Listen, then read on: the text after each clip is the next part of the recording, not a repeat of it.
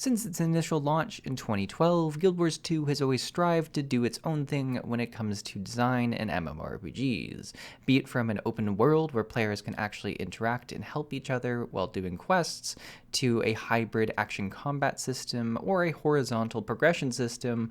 Guild Wars 2 had its own answer for just about everything. This includes its idea of what should be done with the Holy Trinity, and in all regards, it decided it should be thrown out the window, because for a lot of people, the Holy Trinity is a staple when it comes to MMORPGs. You see DPS, they do damage, healers heal, and tanks tank. Guild Wars 2 didn't want such strict roles to limit players' creativity when it came to build diversity, and for that reason, there weren't these heavy set roles in the game, and players were allowed to create and craft their own roles to fit specific encounters.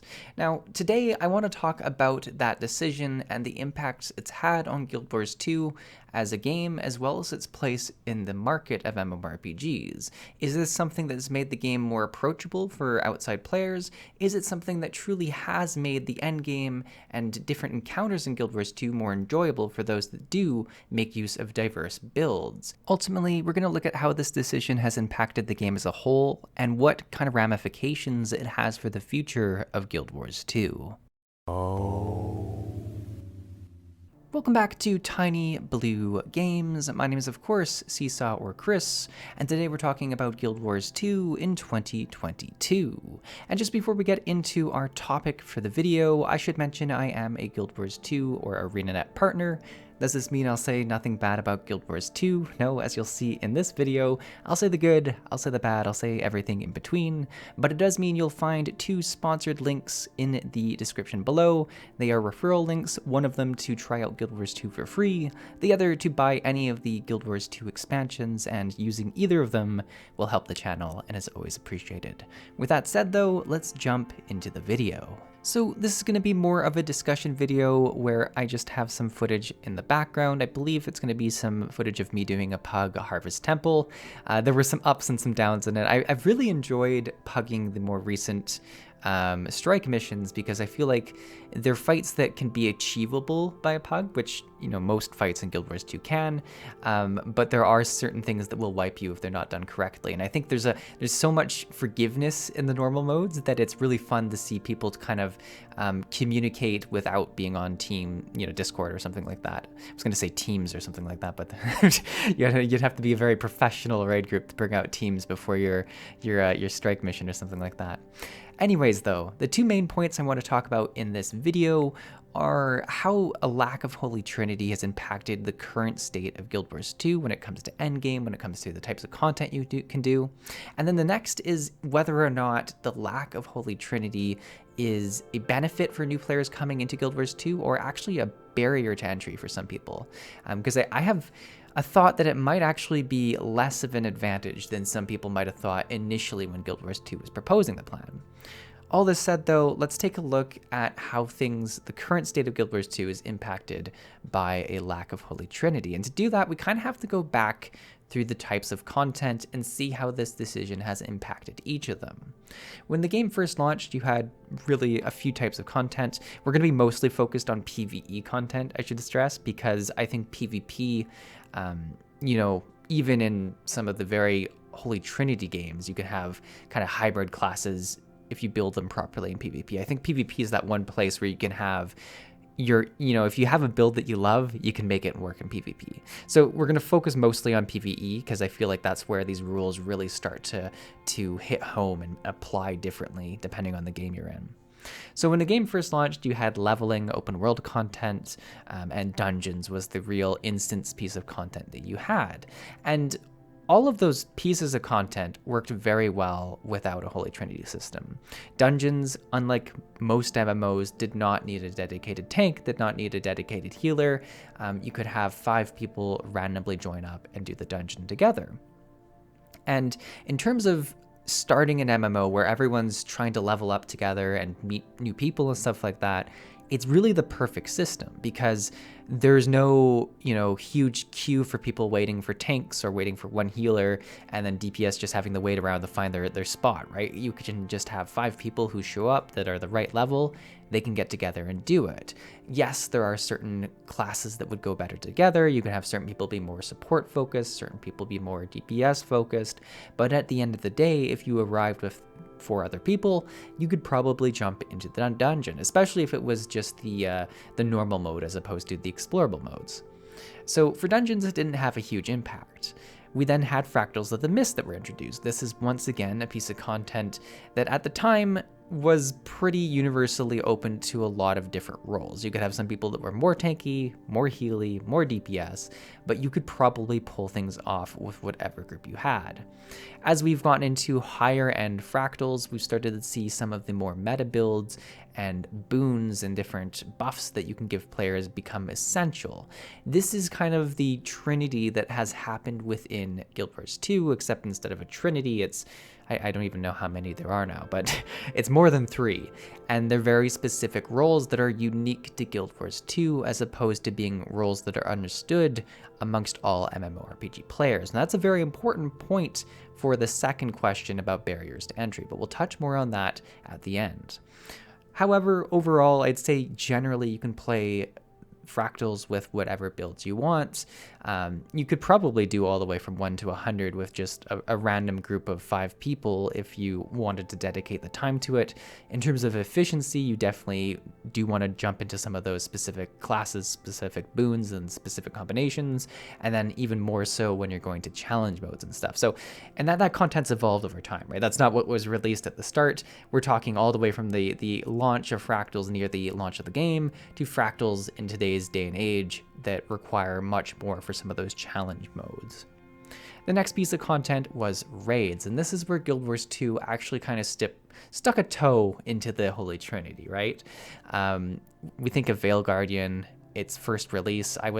It's some of my fondest memories. We were part of the group that was just sort of jumping into things at the start of Heart of Thorns, really trying to figure out what kind of builds would work in a raid setting.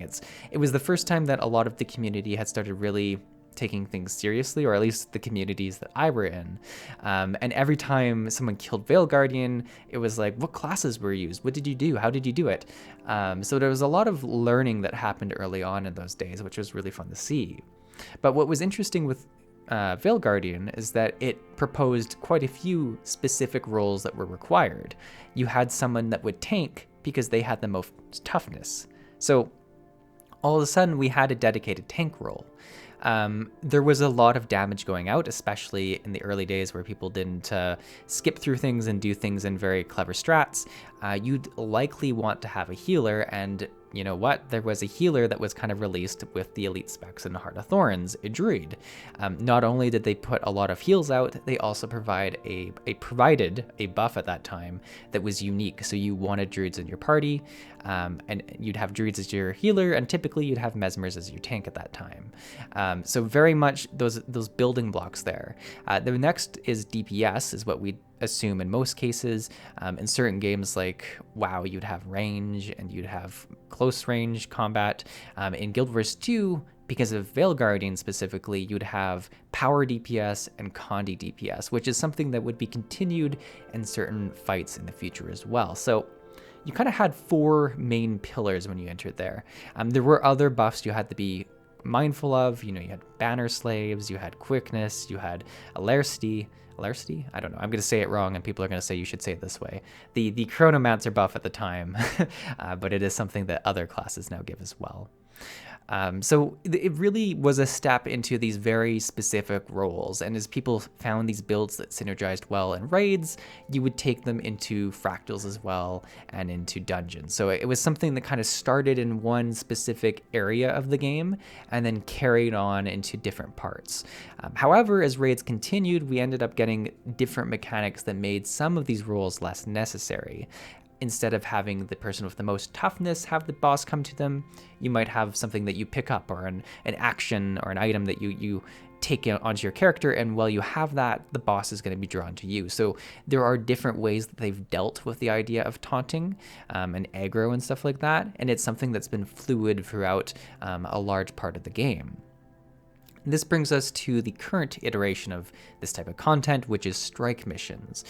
Strike missions, for all intents and purposes, are essentially trials from Final Fantasy XIV, bosses in the box from World of Warcraft, the one boss raid, essentially, right? So there's not a bunch of trash, it's the one fight, this one instance room, and it's all about the fight. And some of the beauty here is that some of the stuff that, you know, might have been very important for raids where you have encounters between bosses and stuff, all of a sudden don't matter as much. It's just about what you need to bring for that specific fight. And with that, they've become more creative in terms of the mechanics, as well as how tanking the boss would work. Maybe they're, you know, the bosses are kind of in specific positions throughout the fight and no one actually has them drawn to them, right? So then it's just about the mobility of each of the class and kind of moving around the boss and where the boss moves to. So there's different ways like that. However, this has sort of continued the evolution of the different support roles, right? So we've moved into a position where we still have these specific support roles, but in today's Guild Wars 2, most classes can do one of these specialized roles, if not more than one of them. There are certain classes that do like a lot of them very well, and they're always wanted, but most classes will have access to one elite spec that does one of these very specific roles, or they can do DPS, Condi, or Power. So that's kind of where we sit in today's current age. And in terms of build diversity, I think it has been a good thing. I think, you know, there's a lot that you can do with Guild Wars 2, specifically in the non-challenge mode content.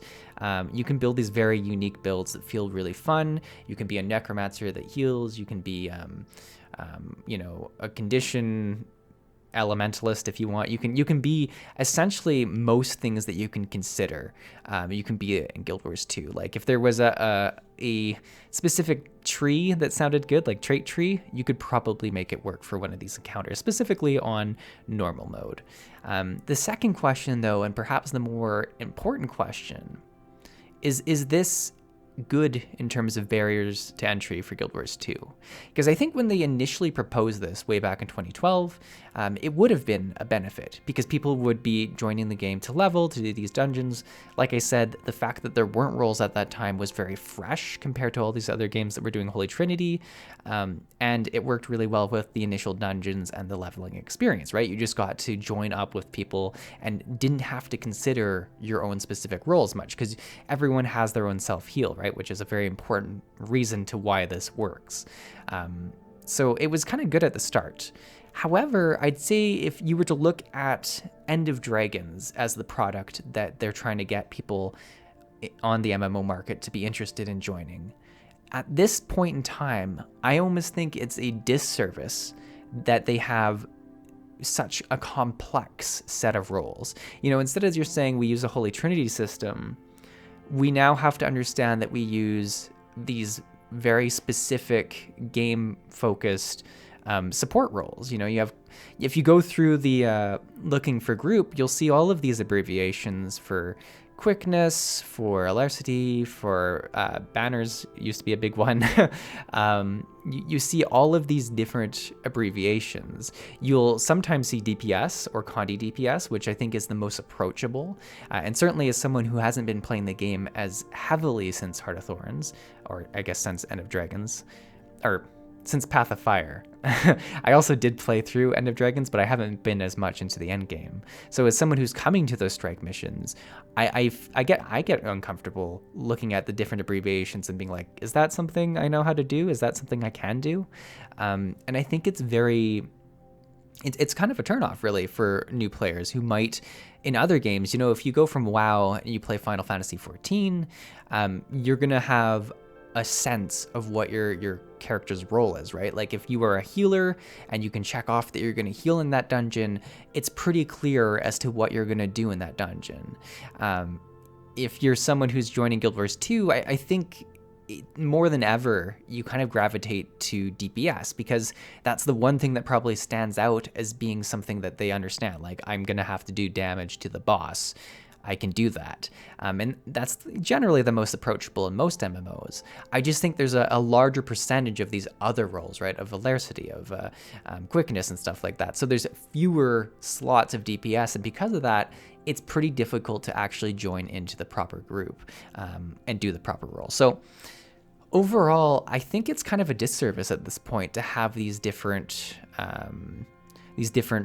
roles and jobs as opposed to having just the Holy Trinity. That said, I think it's not something they can change, and I do think it adds a level of enjoyment for those who have mastered the game or for those who are more experienced with the game. So my proposal, and I like the proposed solutions whenever I have these discussion videos because I think it's so easy to say, oh, this is wrong, this is wrong, this is wrong. And then as a developer, which I'm not, you're probably like, okay, it's easy to say what's wrong, but how are we going to fix this?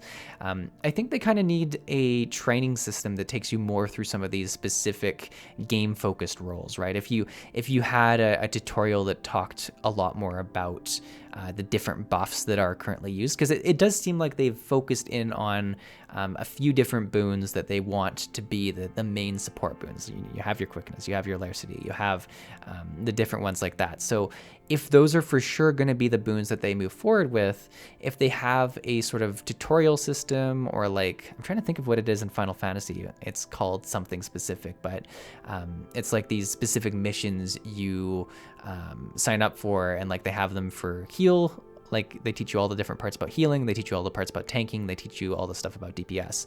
And I think it would be very good for Guild Wars to do something similar to that, and make it so it isn't so tedious that people don't want to do it. Maybe give someone a great reward or something like that. Maybe give like a flare, like in the looking for group, you can have a flare beside your name or something, that if you have completed the quickness class or something like that, you can have like the quick sort of abbreviation beside your name. Would be kind of interesting. So I think there's ways they could do that, but yeah. This has really just been a rambling video sharing my thoughts on the Holy Trinity. But I do think Guild Wars 2 would be more approachable if it did have a Holy Trinity. I think the overall health of the game would be in a better place, however, the game would be less interesting. So it's kind of one of those double-edged blades. But hopefully you've enjoyed this discussion. I hope you have your own thoughts on this, and we'll share them in the comments below. I always love discussing MMORPGs and what could be done differently. But thanks for watching. I'll see you in the next video. Have a great rest of your day.